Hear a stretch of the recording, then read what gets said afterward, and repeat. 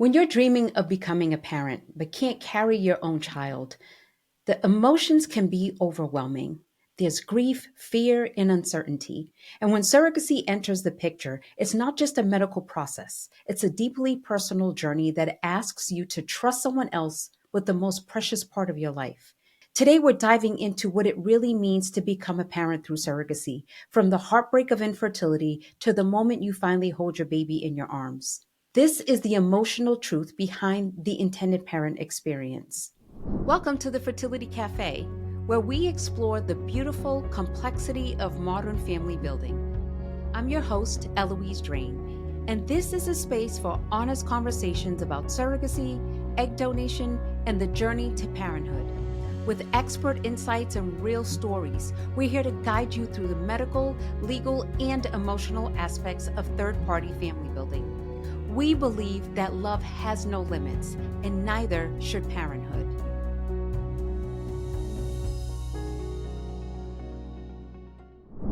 Welcome back to Fertility Cafe. I'm your host, Eloise Drain. Today, we're exploring the emotional side of becoming a parent through surrogacy and what it takes to get there when the journey starts in heartbreak. Joining me is Ashley Hengston, the voice behind Rage Against Infertility on Instagram. She's a fierce advocate, a truth teller, and now a proud mom who just celebrated her son's first birthday this year after completing her surrogacy journey with us here at Family Inceptions. Ashley's story is raw, real, and one so many intended parents will recognize. We'll talk about grief of infertility, the complicated feelings that come with not carrying your own child, and how she learned to navigate her own emotions without placing that weight on her surrogate. Let's get into it. Ashley, thank you so much for being here and for your willingness to share your story with our listeners. Thank you so much for having me. I'm excited to be here. Good. So, before we dive in, can you tell us a little bit about yourself and your family?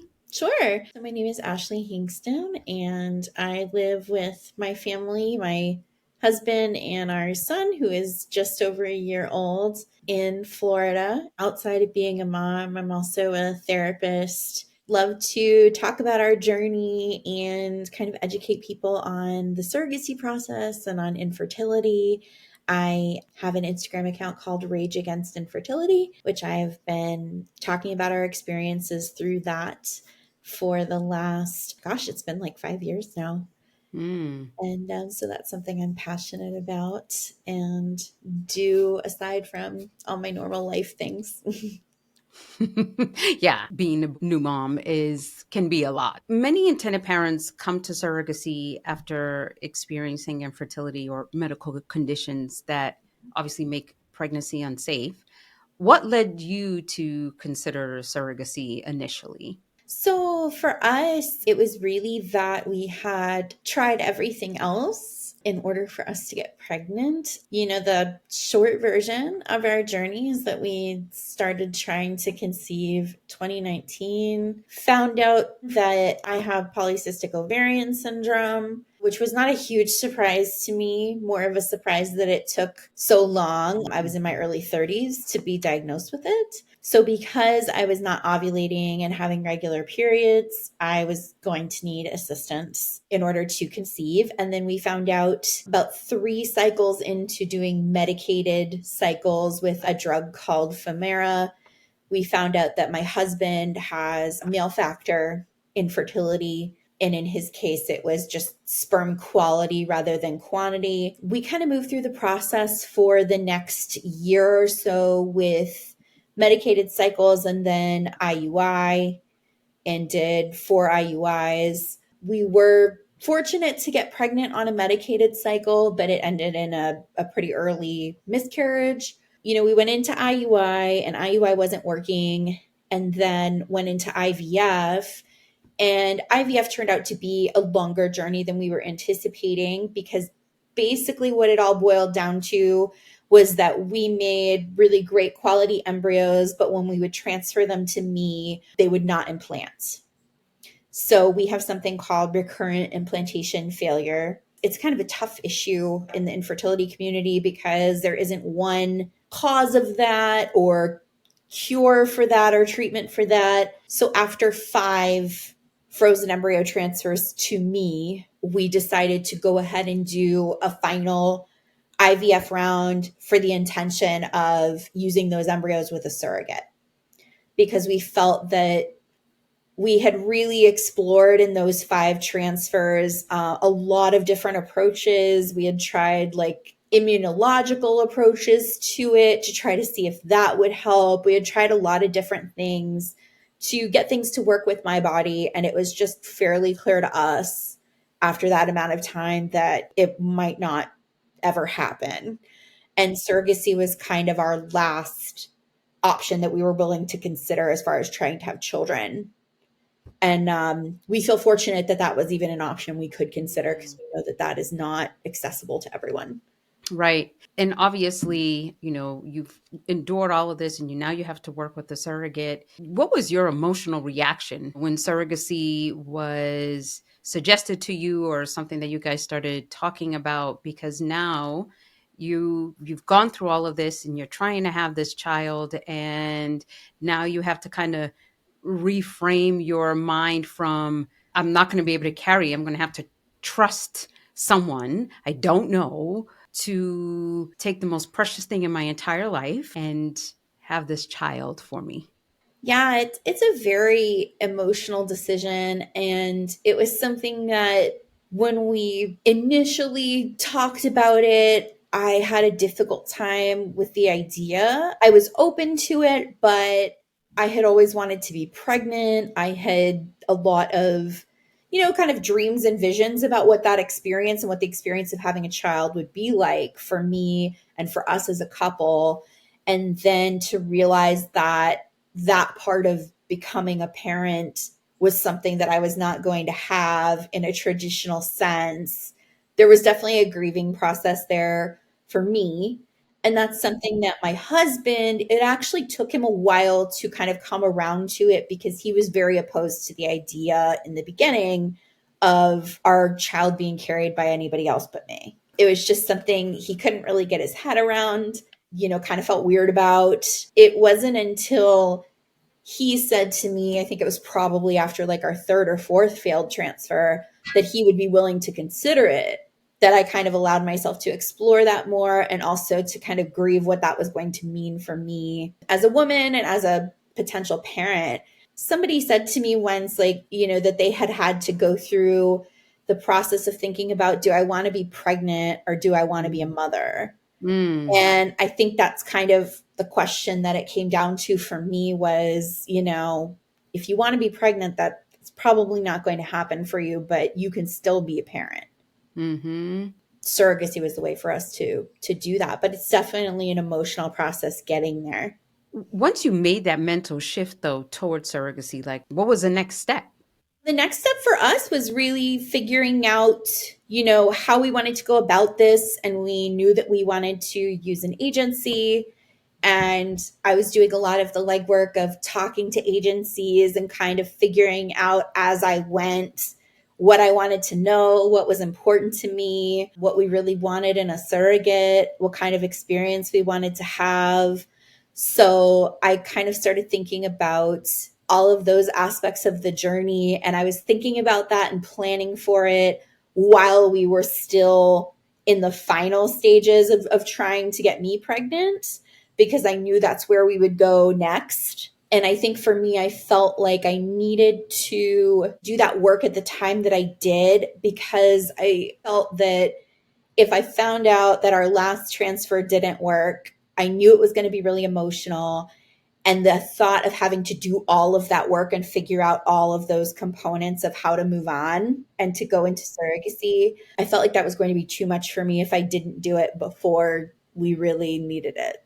So I Which I kind don't of know if a lot of people, I think, they wait until this is going to work. And so therefore I don't want to jinx myself. I don't want to go into it. I don't want to yeah, look into any details, because if I do, then that is kind of solidifying that I'm going to have to go that route. Instead of, it's not that you have to go that route, but it's just a preparation mode. yeah. Yeah, it was definitely a preparation mode for me. I felt that it would be more comfortable for me and I guess in a sense, easier for me if when my journey to get myself pregnant ended, I had another thing to move into versus coming to the end of that road and saying, what do we do now? Because it is such a big deal, I feel like, as a woman and somebody who just always wanted to have children. I've spent the last 4 years of my life trying to get pregnant.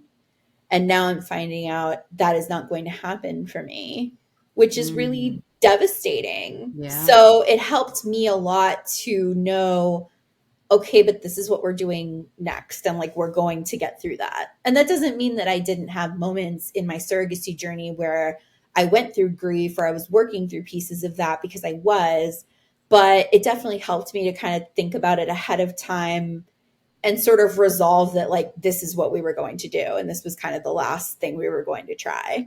And what made you choose like an agency versus maybe going independent? We did not feel that we had the knowledge and the experience to handle it ourselves. We had looked at that, and I feel in social media that sometimes agencies don't get the credit that they deserve, or that it's more like some pages about surrogacy will promote going independent versus using an agency. I think both things could be good, but for us, we just felt like it was a better fit for people who were more experienced to help us handle that and help us match with someone. It was really important to us that we had a surrogate who had been thoroughly vetted by people who were smarter than we were in that area. I think it felt more comfortable for us to have people who could take us through the process, since it's something we had never done. Yeah.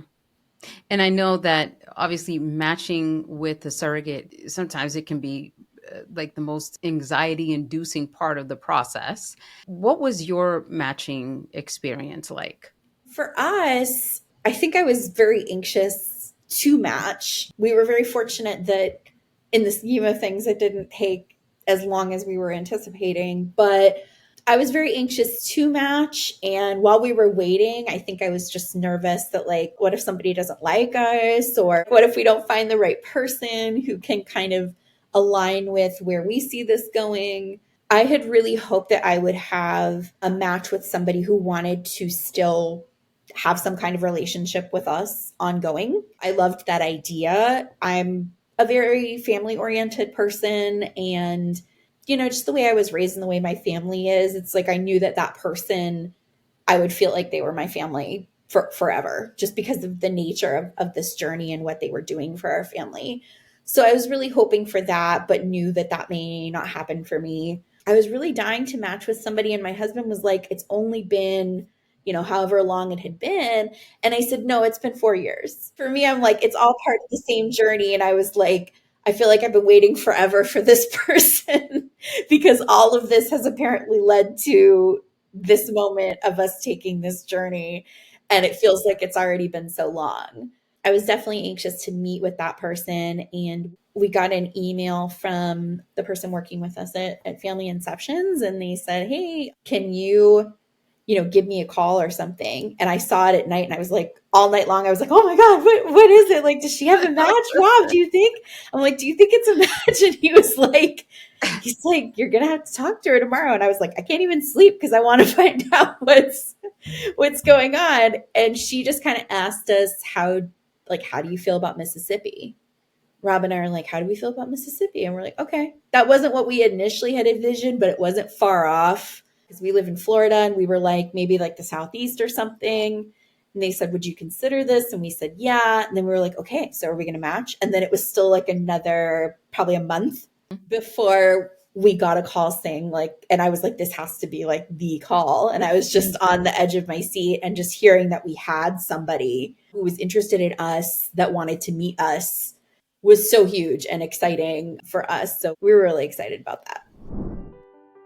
If you're in the process of building your family, whether you're starting IVF, thinking about egg donation, exploring surrogacy, or just trying to figure out what's even possible, there's an event I want you to know about. It's called the Family Blueprint, and it's happening September 27th in Atlanta. It's a one-day in-person experience hosted by Family Inceptions and powered by Fertility 360. And it's not a typical fertility conference. There are no vendor booths, no sales pitches, no companies trying to sell you something. Instead, this day is about giving you a clear map forward with answers, guidance, and real talk from fertility doctors, legal experts, mental health professionals, and parents who've actually lived this journey. You'll walk away with a deeper understanding of your options, real next steps, and probably answers to questions you didn't even know you had.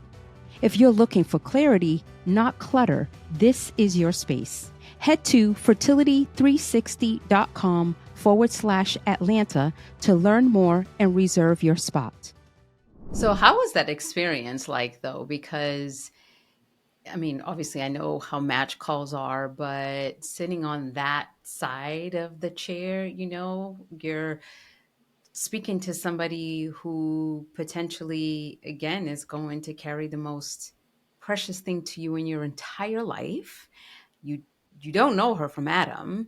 Yeah. And, yes, there's, someone from the agency that's the mediator and all of that. Like, how did you feel? Because personally, for me, my very first time in being a surrogate and meeting with my intended parents, like I was nervous, I was anxious. Like, I'm like, oh my God, are they going to want to work with me? Are they going to want to choose me? Am I going to be enough?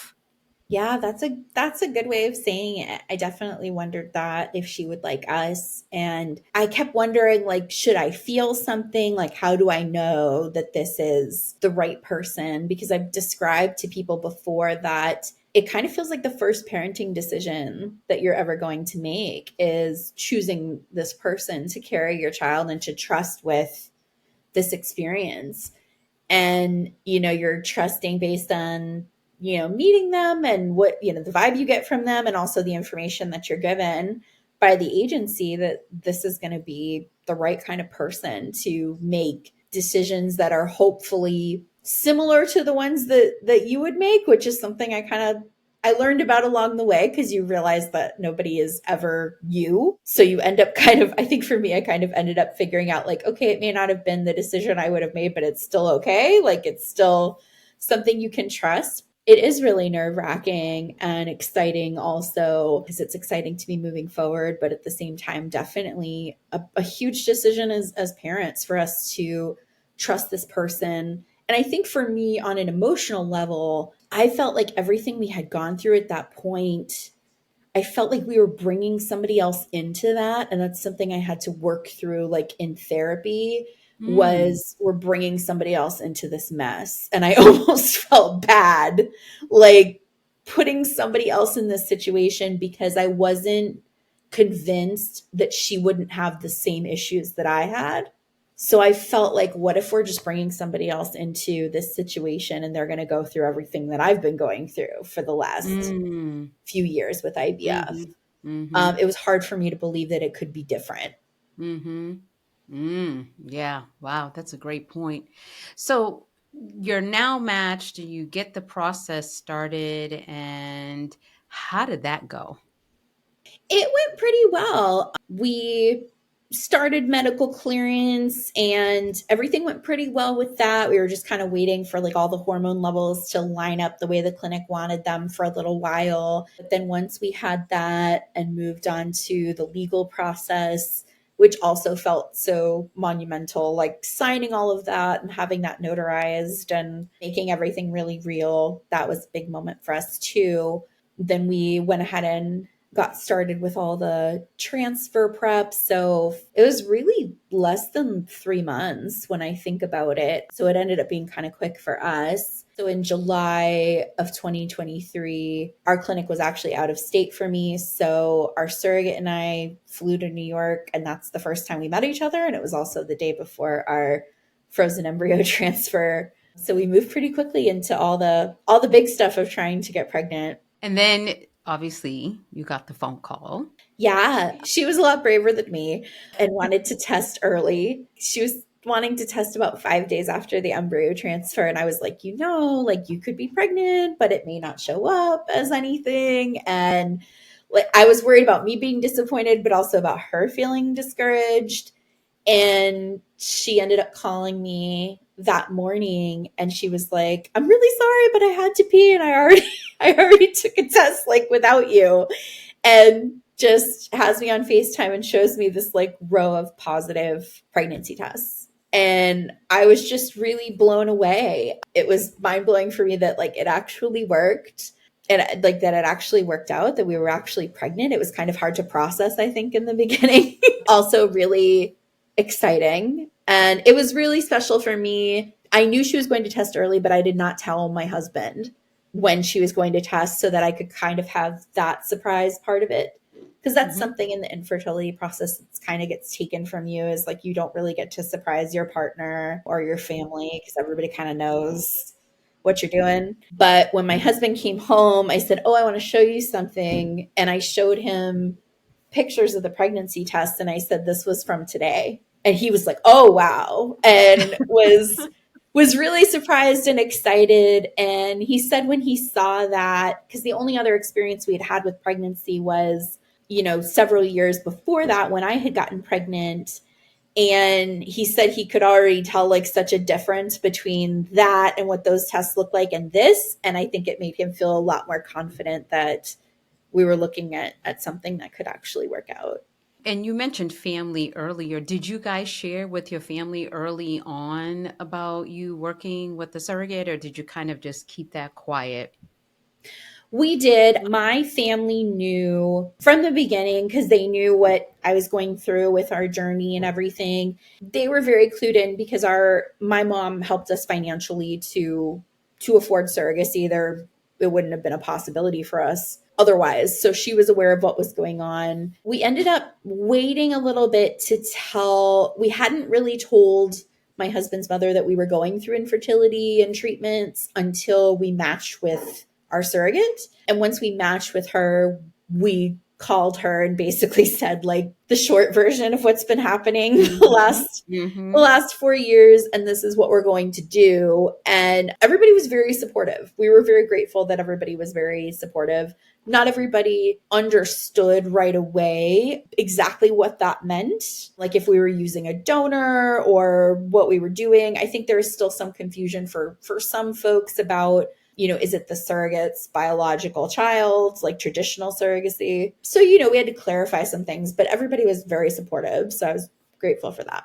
Are you in your Rage Against Fertility group? You have been very open and honest about your experiences. And even during the pregnancies, excited as you were about you have this pregnancy, it's going well. You know that at the end you're going to have this baby, but you were dealing with some emotional pieces within yourself. Can you share about that? Yeah, definitely. It was surprising to me because there were things I expected would be hard, and those things were probably less hard. And then there were things I never expected to be difficult for me. Like, I thought it would be hard seeing our surrogate pregnant, since that's something I had always wanted. But I actually loved it and always wanted to see pictures. And it was great to see her in person the times that we were able to come visit her and go to appointments and all of that. And that part was fine. I didn't expect to have a hard time. Like when she started having morning sickness, like she was super sick for a while. I felt terrible about it. I felt guilty because she's going through this on our behalf, and that was really hard. And then I also sort of felt like it should be me. Like I should be the person going through all of this. And my husband was saying, "Well, I'm glad it's not you." And I was like, "But I'm not. Like I wish it were me, and I wish it weren't somebody else's issue that I was taking this on, but I can't." And that was emotional. It was also hard to physically not be with my child all the time. There were times I really missed him. And it was like, even though he's not somebody I can hold yet, just not being with her and being close to the baby physically was tough. So I had to find other ways that I felt like I could connect with the pregnancy. Working on his nursery was a big thing for me. We like painted it and put in new flooring and all of that. And I did like the painting and stuff all myself and did a lot of work myself. And that was kind of my way of connecting with my kid and connecting with this pregnancy and believing that it was really going to work out. So I had to kind of find other ways throughout the pregnancy to do that because it just wasn't especially since we weren't geographically in the same place, it's kind of hard to make that connection and feel like it's really happening when it's not in front of you. Did you have a good relationship with your surrogate? We really did and still do. We're super fortunate in that regard. The two of us have a really strong relationship and have, throughout the course of all of this, become really close friends. It was great during our journey because she was very communicative with us about everything that was going on. We went and visited her, as many times as we could, and attended appointments and did all of that, and just really tried to be supportive of her in all the ways that we could. And she was really great about just keeping us informed and keeping us included in all of it along the way. So we had a very, very positive relationship. And I tell people that I know that not every relationship is like ours, but I feel like what we have is what could happen if both parties really want that. How do you trust, though? How do you let go of that trust? And then letting go of that trust, how do you not project anything that you're dealing with yourself onto this person? Not that you're intentionally doing it, perhaps Right. either, but just even unintentionally projecting the emotions that you're going through on this person who is carrying your child for you, and maybe even having a little bit of jealousy towards her. It's extremely hard because, like I was saying earlier, I realized when we were going through the process, I think I went into it thinking because we have a lot of like similar qualities and have a positive relationship, I kind of thought like, oh, she'll just do all the same things I would do. And then I realized that's not the case. And for some part of it, it's because a friend pointed out to me along the way. She said, for you, pregnancy would be such a big deal. And I think you would be a lot like super careful about it and, maybe overly concerned about like your safety and the baby's safety and all these things. And for somebody who is a gestational carrier, like pregnancy isn't as big of a deal because it's something that they can do well, which is why they're in this position. You just come at it from a different approach when it doesn't come naturally to you, like for infertility. So there would be times where she was like, oh, I'm kind of feeling under the weather, but she still had to go on with her life. And I was just kind of like, oh, I think you should like stop everything, like stop everything and just like go lay down, like just go lay down and relax. And it's like, she can't do that. She's got 2 kids. She's got a full-time job. Like she has this whole life. And I had to understand that we're taking different approaches to that, but that doesn't mean that her approach is not okay. And that I had to Mm. respect that she knows her body and knows her own limitations. I just had to trust like that she's doing the right thing. And it's hard because it's not what I would do, because I would probably be so anxious if I were pregnant after all these years to do certain things and should just like live my life like a normal person. But that's what most people do. Like people who don't Mhm. have the issues that we had in the journey that we have, that is what they do. And they do it all the time and they're fine and their kids are Mhm. fine. And I Mhm. had to kind of learn to respect that, but that wasn't always easy for me. That was something that I tried really hard not to project onto her because I knew I was self aware enough, I guess. And I'm a therapist and I go to therapy. So I guess that helps. I was self aware enough to be like, this is my issue. This is not a her issue. Mhm. And also just kind of thinking along the way about, ultimately our relationship and where I wanted it to go. And was this particular issue worth it to make an issue of something? Like, is it Yeah. really worth making a big issue of this particular thing?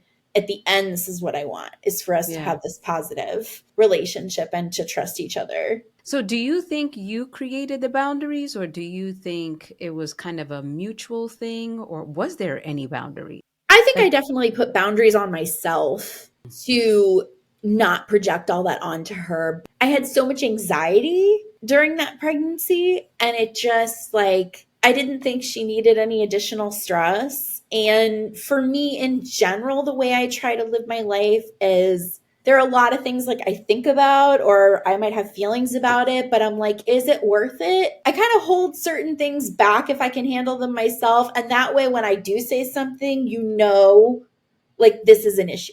I'm not somebody who's going to like complain about it all the time.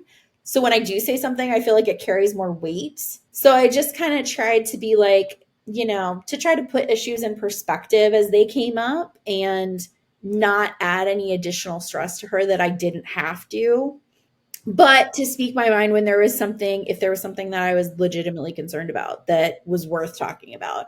And I also bounced stuff off of our journey manager too. At the time, there were times where I said, like, I'm freaking out about this. Like, is this? And she would be like, like, she would kind of talk me off the ledge. And then there were times where she's like, yeah, I'm going to talk to her and, mention that maybe she can go like sit down and relax or something. So that helped too. And I think that's why part of why having an agency was so great was just having that other person who could kind of see both sides of it and be like, hey, this really isn't worth risking the relationship over. And oh, this, yeah, I'm going to talk to her about that, or I'm going to say something. But the thing about it too is obviously going through this process is anxiety filled. I don't think that it would be unusual, uncommon. Quite honestly, I think it's very common that you would be full of anxiety. I mean, if I think about, with my children and me saying, okay, here you go, I have a 8-month-old grandson now, right? And even though, no, I didn't give birth to him, but knowing that somebody was, and obviously, and I have a great relationship with his mom, but knowing like she's carrying this child for me. That's why I tell her all the time. I'm like, this was my child My discovery for mother me, would by say the that way. too.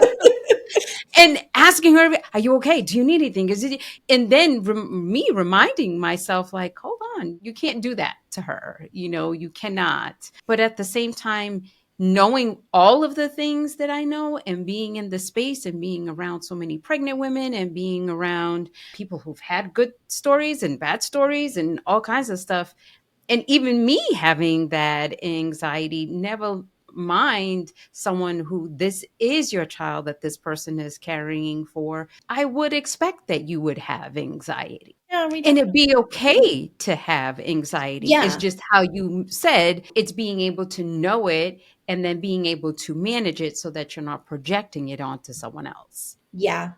That was definitely the major thing for me is, dealing with that. The lack of control that you have, which I think is an issue for a lot of people with surrogacy is, you do lose control over certain aspects of it. But if you have a positive relationship with your surrogate, you do have a say in a lot of things. But it Mm-hmm. is hard to not be able to control every aspect of it. And it's definitely very anxiety inducing. And yeah, I think it's hard to get to this point in a fertility journey and not have all of that. You're bringing all of the trauma and all the things that you went through with you.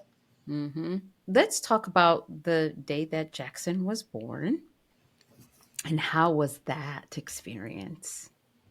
It was truly one of the most incredible experiences of my life. I tell people that all the time. Oh, obviously, yes, meeting my son, but it was such a privilege to be with our surrogate and watch her give birth. I tell everybody she was incredible. She was just amazing. Obviously, the first time I've gotten to attend a birth, and she let me hold her hand, and I let her squeeze my hand as hard as she needed to when he was being delivered. But she was incredible, and it was just such an amazing experience to watch our son be born, and then to have him handed to me and get to hold him for the first time. And I just cried and cried and cried. Basically, all the pictures of that time are just me with like a big red nose and red face because I was just so overwhelmed. It was hard to believe that he was finally here. There was a Mm, part of me, I think, that was kind of holding back all this time, like, just what if something happens? And then to finally have him here, and that he's okay, and that he's real, and this really happened, and we're really parents. It was definitely really overwhelming, but also really beautiful. And like the first moments and period of time of me holding him, I honestly didn't know that anything else was going on around me except for that. I remember mhm. asking our surrogate afterward, I was like, did you deliver the placenta? Are you okay? Like, is everything fine? And she's like, oh yeah, all of that already happened. And I'm like, I was sitting right there, but I was just not, I missed all of that. It was a really amazing moment to finally have our son here. And then my mom also came with us to Mississippi for his birth. So after we got to bring her in later on and have her meet her grandson, that was such a big thing for her because I'm her only child. So for her to meet her first grandchild was so huge. He's her favorite person. Yes, She yes. loves him I so much. totally understand because I was there when my grandson was born as well, and they have a picture of me, just me staring at him. I mean, I have my own children and I've given birth for surrogacy as well, but this grandchild of mine and being there and just in awe of this child that's my child's, and they always Mm, say that there's this different love for grandchildren. yes. And it's true. I'm the test to it. It's true. So he has me whipped. Whatever and anything he wants, absolutely no questions asked, whatever. And he's only 8 months. So can you only imagine? Can you only imagine where this is going to Yes. go? So what was your experience like now that you have finally finished having this baby after everything you've endured, after all of the experiences? Everything is done. We're good to go. We're go have our baby at home and raise him, and everything's going to be wonderful. It's very strange when it's kind of all done because we worked for like 5 years toward that moment. And when it's all finally done, I remember, we spent a little bit of time, a couple days in Mississippi after the birth, and we went to our surrogate's house for dinner the night before we left. Her husband cooked dinner for everybody, which was very sweet. And we spent some time with them, and they got to spend time with the baby, and their kids got to see the baby and all of that. When we left there, I got in the car and I could not stop crying. And I was just sobbing, leaving her. And my mom was like, "Do you need to go back? Like, are you okay?" And I couldn't imagine it. Just the idea of leaving her and leaving her family after all of this felt so overwhelming because we had just done this enormous thing together over the last year. And, you build such an incredible relationship, if that's something you want. We just felt so connected to their family and still do. And we always tell them that they are our family. So leaving them after all of that was so emotional for me. And I didn't expect that. Like, I think I kind of thought like I'd be like, "Oh yes, like let's go home or whatever." And I did want to go home, but leaving her was so hard. And I remember texting her and telling her that I was like losing it. And she was like, "So was I." Like as soon as she left, we were both just like, we had such a hard time. I think it took a little while for me to feel he's really mine. This is really happening. And like even though you're going through all the stuff of having to take care of a newborn and being up all night and all of that, it took a while for me, I think, for it to really click. And my husband kind of felt the same way. We were both like, "Can you believe we really have a baby? This really happened." Because I think you miss the pregnancy piece, which I would imagine for people, it's like you have this whole 40 weeks or what have you lead up to preparing for this child that we didn't have. So it just kind of felt like even though we were expecting this kid and wanting this kid, now they just gave us this kid and they're like, we just didn't have the whole lead up that a lot of other people have when they have kids. So I think for us, it kind of took us a little bit of time to really like adjust to that mentally. You had mentioned about just even experiencing after he was born, he had, I think, swallowed some marconium from the delivery. I think it was like amniotic fluid or Oh, something. amniotic fluid. And so he was sick. And then there was where you obviously were up sometimes 24 hours and exhausted and all of the things. And you experienced some anxiety and depression after he was born. And I love the fact that you share that because I feel like people don't realize one, you can have postpartum depression even if you didn't fully carry a child, and it could be Yeah. male and female. But two, it is something that's real and it happens. And all of the things that you've endured doesn't just go away in 2 seconds because this baby's here. And then when you bring the baby home, there's now another human that you're responsible for while you're still trying to deal with all of the issues that you're also dealing with. And I feel like A lot of people just think like, oh, once the baby's here, everything is done Yeah. and it's going to be hunky dory. No, that was such a complicated thing for me with infertility. I think it's easy to think that once I have my baby, it will all be fine. Like I'll have Mm, my kid here and then all of this goes away. Like all of the pain that you have, or that everything is great once you have your child and all of that. And maybe for some people that's true. For me, I'm somebody who has clinical depression, and my therapist and psychiatrist, we had all kind of talked about it ahead of time, and they were just aware that I was at a higher risk for having postpartum depression, even though I hadn't carried him. So we were aware that it could happen, but it really hit me very quickly after he was born. And I had so much guilt because I felt like I finally got what I wanted and what I've worked so hard for so long. Why am I not happy? Like, why do I not feel happy? And I had a baby who ended up having, severe acid reflux. And it took us a long time to really be taken seriously and get him the right treatment about that. So I have this kid who's miserable, and then I'm also feeling miserable. And it was really hard because I felt like I'm supposed to be happy. And am I just a terrible mom because I don't feel what I thought I was going to feel? People talk about like feeling like an instant connection to their kid. And I think for my husband and I, we were both like, okay, we know this is our kid, but like it was such a weird, like otherworldly kind of thing because we were never pregnant. So it was just like, okay, here's your child. And now you got to like figure all this stuff out. I didn't feel everything that I thought I was going to feel right away. I thought it was, some people talk about after infertility, how healing it is to have your child. And all of that took me a while. It took me a while to really feel connected to my son, which is something that I think a lot of people are ashamed to say or scared to say. And I was too. And it was really, through like working with my therapist, working with my psychiatrist, making adjustments to medication, getting the help my son needed, seeing a GI, all of that stuff, that over time, all of that changed. And I could feel that connection and that joy. And, not every moment of being a parent is fun for anybody. But I could finally see, like, okay, I'm really glad we're here. Or I would just start having moments where I'd be crying and my husband would be like, oh my God, what is it now? Like, what happened now with this woman? And I was like, no, I'm so happy, because I would have these moments with him, just like simple stuff, like putting him to bed or things like that. And I still do, where I'm like, I can't believe we're here. I can't believe this happened. And I still feel that way.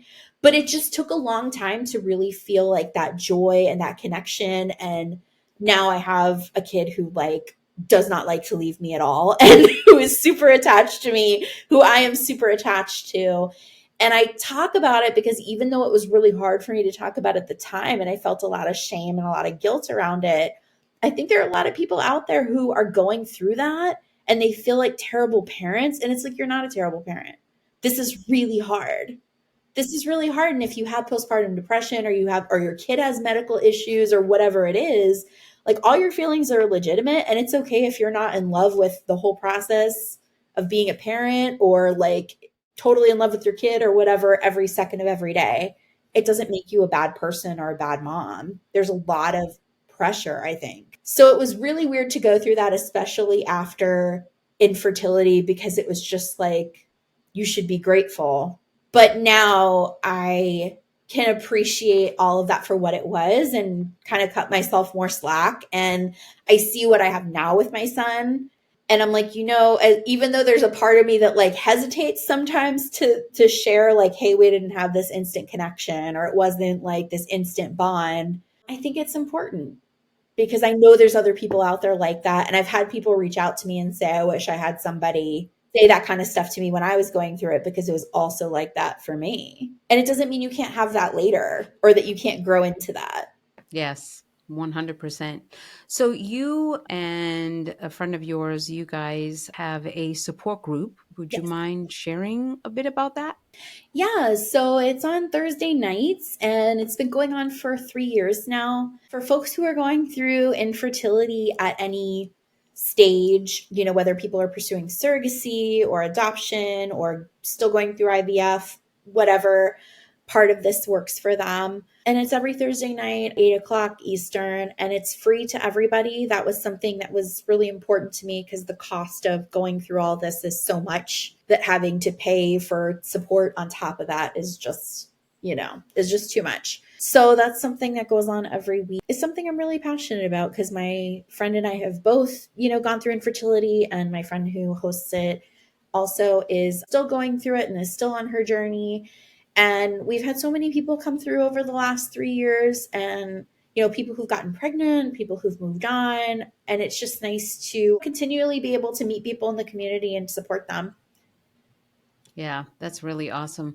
So, final question. I mean, was there anything during your journey that you wish you could have changed or maybe you would have done differently? No, I don't think so. I was really happy with the way that everything turned out. And, if anything, I wish that we could have maybe visited more or, done things like that more often just to spend more time with our surrogate. But I really feel like we tried to make the most of that experience and enjoy it for what it was. We actually all took pictures together while she was pregnant, which is one of my favorite things that we all did. And we still have photos from that in our house. And one of them is in Jackson's room because I want him to always, to see who helped us bring him here and to kind of normalize his way of coming into the world for him. So I really love how our journey turned out. I don't think I have any regrets about anything. I mean, if I could go back, I wish I could tell myself, like, it'll all be okay. Just like, don't worry about the Hmm. small things. Yes, yes, But it was yes. wonderful. Yeah. And it's going to happen exactly how it's supposed to happen. Yes, very true.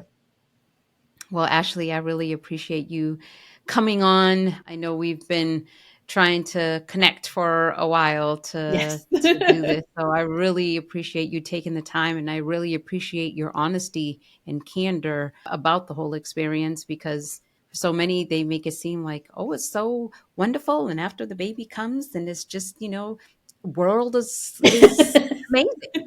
Which it is amazing, It but there is is. also another piece of the reality that I think that people need to hear. Yeah. Thank you so much. And thank you for giving me the opportunity to talk about it. I think it's really important that people hear about different perspectives and sometimes very honest Yes. perspectives about it. Yes, absolutely. And so for any listeners who would love to get in touch with you, how should they?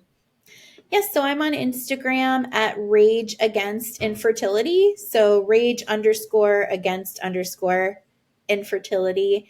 And you can always message me on there. And I have a link in my bio to the Thursday night support groups if you ever want to join us.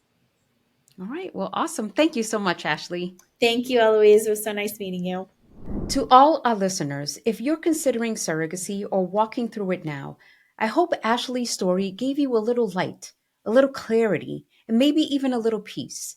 Your emotions are valid. Your path is your own. And yes, it's possible to come out the other side, not just with the baby, but with a new sense of strength and purpose.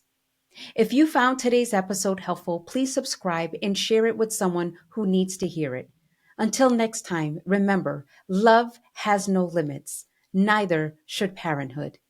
Thank you for joining us at the Fertility Cafe. If you found value in today's episode, please subscribe, leave a review, and share with someone who might benefit from this information. You can find show notes and resources from this episode in the description or visit thefertilitycafe.com for more information.